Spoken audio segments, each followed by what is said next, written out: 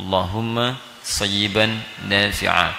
Perhatikan kalimat-kalimatnya, detil sekali disebutkan, termasuk penggunaan di dalam Al-Quran untuk menunjuk hujan yang turun. Allah.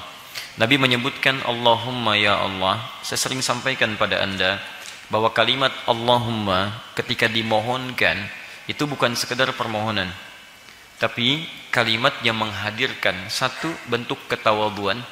Jadi ada ya Allah, ada Allahumma.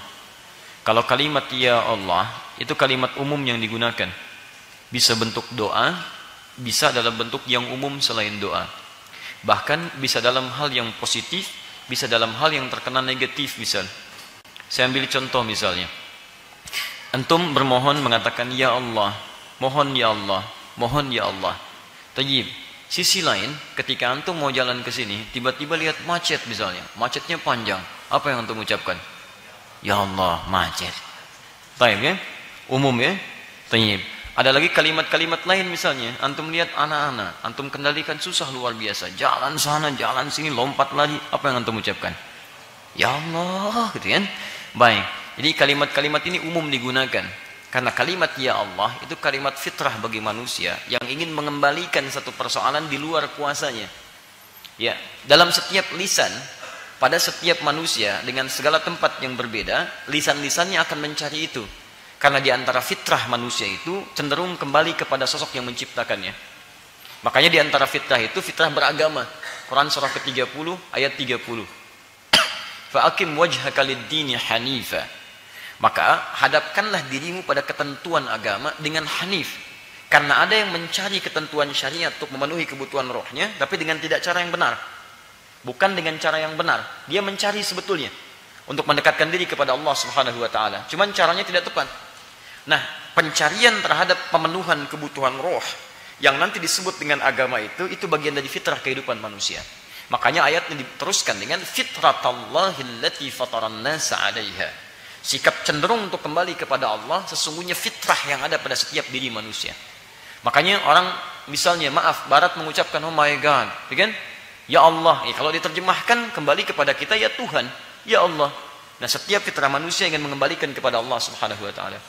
Tapi kalau antum ingin jadikan kalimat-kalimat yang mengentaskan berbagai kesulitan tadi dalam bentuk permohonan, satu, dengan sifat penuh ketawaduan, dua, dengan sikap harap yang sangat. Satu, sikap ketawaduan. Kedua, sifat harap yang sangat, permohonan yang sangat, sekiranya itu bisa dikabulkan. Maka kalimatnya itu berubah menjadi Allahumma namanya. Ini ketika antum mohonkan menggunakan kalimat Allahumma, artinya antum harus bermohon dengan sangat kepada Allah, sekiranya Allah mengabulkan apa yang antum mintakan. Disertai sikap tawadu di hadapan Allah Subhanahu wa taala, bahwa mengakui hanya Allah yang bisa menghadirkan itu, antum tidak punya kuasa di dalamnya. Paham? Baik. Allahumma sayyiban nafi'a.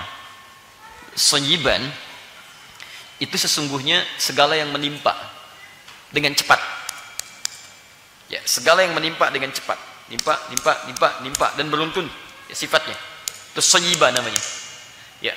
Kalau menimpa dia, kadang ada jeda misalnya, walaupun dia bertahap, datang lagi, tapi ada jedanya, kumpulannya disebut dengan musibah. Jelas ya? Di asalnya musibah atau sayyiban itu kalimat netral. Segala yang menimpa kita. Baik, jadi bisa dia sifatnya menyenangkan, bisa dipandang menurut pandangan kita kurang menyenangkan. Sebab semua yang datang dari Allah itu semuanya baik untuk kita.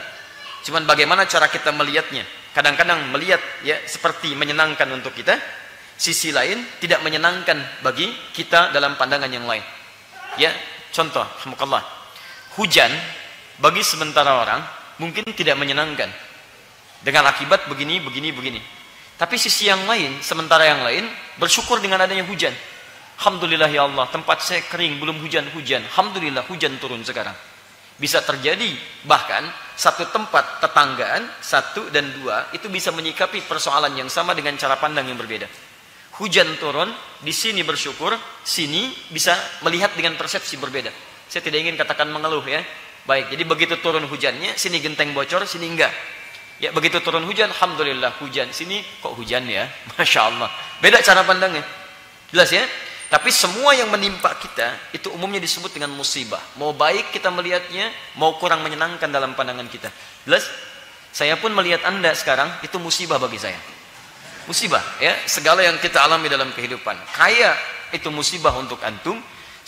Maaf, kurang harta pun musibah untuk antum. Dan dua-duanya ada jalannya. Ketika ujian itu berupa musibah menyenangkan, maka syukur jalan keluarnya. Jika ujian itu datang kurang menyenangkan, maka sabar jalan keluarnya. Paham? Nah, jika datang dengan cepat seperti ini, maka namanya berubah jadi apa? Sayyiban. Kenapa hujan ketika turun disebut dengan sayyiban? Karena umumnya hujan, jarang hujan turunnya ada jedanya. Jarang. Begitu turun kan lanjut-lanjutan tuh, turun. Ya, jarang begitu netes, tek, jeda, tek, jeda, gitu kan? Baik, umumnya secara umum dia cepat, turunnya cepat. Maka disampaikanlah kepada kita bermohon kepada Allah, ya Allah, mohon jadikan setiap tetesan hujan yang menimpa kita. Mau yang satu datang, yang terusnya datang, yang sekian datang, nafi'ah, membawa manfaat untuk kehidupan kita. Paham sini? Ini diantara doa yang diajarkan Nabi. Singkatnya, doa ini mengajarkan satu, selalu husnudzan kepada Allah dalam setiap situasi yang kita alami. Di sekalipun hujan terjadi, jangan kita keluhkan, karena setiap yang datang dari Allah itu ada manfaatnya.